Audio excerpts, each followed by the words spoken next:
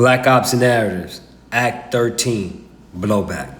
The containers were unremarkable. Standard 40-foot units, gray, weathered, stacked 6 high on an aft deck of a civilian carrier, idle just outside the primary shipping lane. No guards, no markings, no urgency. Reyes watched them through a magnification as the vessel drifted against the calm Atlantic swell. "What's inside?" he asked. Lena didn't answer immediately. She was cross-checking manifests against insurance raiders, custom filings, and transit authorizations that were technically correct in every jurisdiction that mattered. "Computer hardware," she said finally. "GPU racks, networking arrays, power conditioning units." Reyes lowered the optics. "Cloud infrastructure," he said. Lena hesitated. "Sovereign grade," she added. "Not commercial, not consumer. These aren't analytical systems." Reyes waited. "Therefore, a scenario of dominance," she said. "Strategic forecasting, conflict modeling." He understood immediately. "War planning," he said.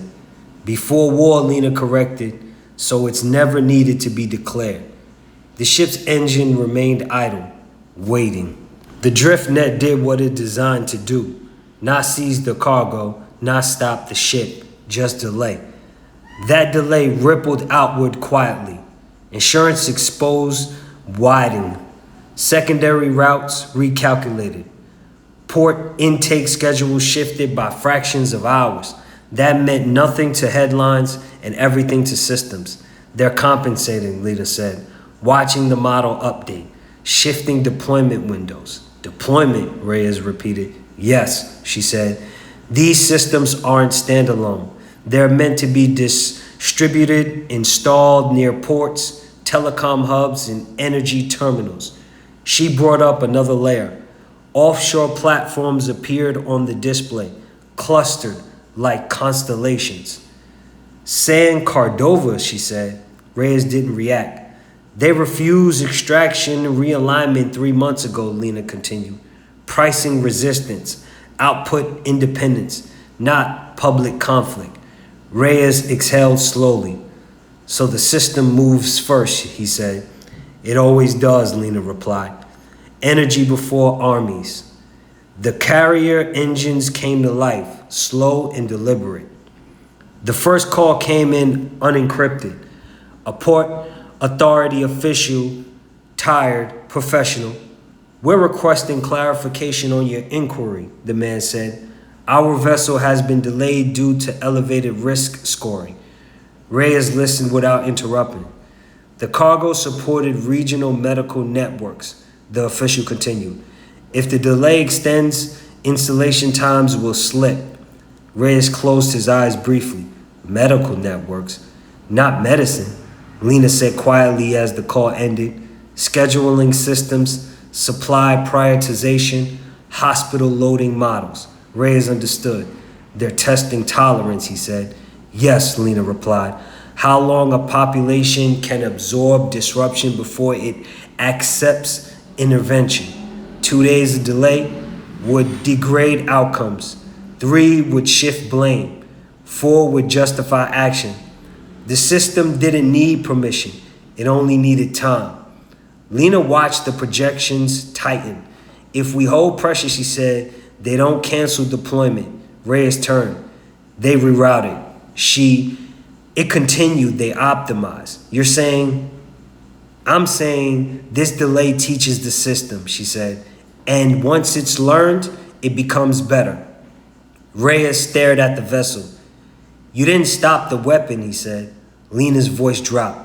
"I kept it from being tested on civilians first." That was the betrayal, not secrecy, finality. She recalibrated the model, not a withdrawal, a narrowing. The drift net collapsed inward, releasing the carrier from elevated scrutiny. Risks normalized, routes reopened. Within minutes, the ship resumed full transit speed. Too fast. Ports green lit. Insurance exposure stabilized. Warnings vanished. They're waiting for that, Reyes said. Yes, Lena replied, because now they know where your line is. Reyes powered down the display. You didn't just stop harm, he said. You taught them how to manage me. Lena didn't argue. They were installing foresight, she said, and now it's refined. The message arrived a second later. No sender, no hostility, just confirmation. Stability restored, risk acceptable. Reyes stared at the words. They think it's over, Lena said. No, Reyes replied. They think it's contained. He looked back at the horizon where the carrier disappeared into the open water. They're not moving cargo, he said. They're installing the brain of a war. Lena watched him carefully. And they know I'll intervene if civilians become the test case, she said. Reyes nodded once. Yes, he said. They learned both of us. Shipping lanes normalized, oil markets steadied, the ocean returned to its indifferent calm, but Reyes felt the shift. He was no longer unpredictable. He was mapped, and the knowledge settled heavier than the threat.